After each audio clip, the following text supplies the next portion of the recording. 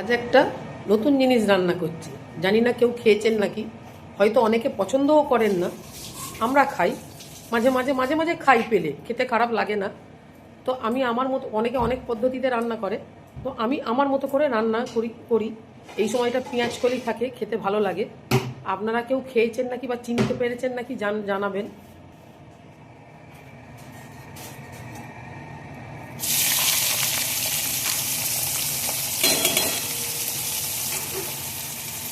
এই জিনিসটা বুঝতে পারছেন নিশ্চয়ই, যারা খান তারা তো চিনতে পারবেনই, যারা খান না তাদেরকে কথা বলতে পারছি না। যারা খান না তারা চিনতে পারবেন, বাজারে তো পাওয়া যায়, বাজারে মেলে। চিনতে পারছেন নাকি বলবেন, খান নাকি বলবেন। এই যে বললাম আপনাদেরকে, যেটা ভাজা দেখালাম, ওটা হচ্ছে গুগলি, অনেকে গেঁড়ি বলে।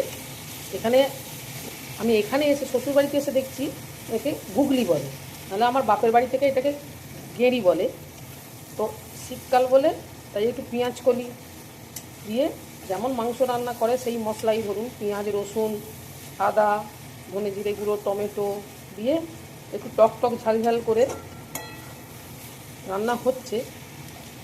তো রান্নাটা হলে তখন আপনাদেরকে শেষকালে দেখাবো কেমন দেখতে লাগে আর কি। ব্যাপারটা শুকনো শুকনো করতে হয় একদম। অনেকের খায়, ঝোল খায়, এর বলে প্রচুর আয়রন আছে, এ আছে, ভিটামিন আছে, প্রোটিন পুরো।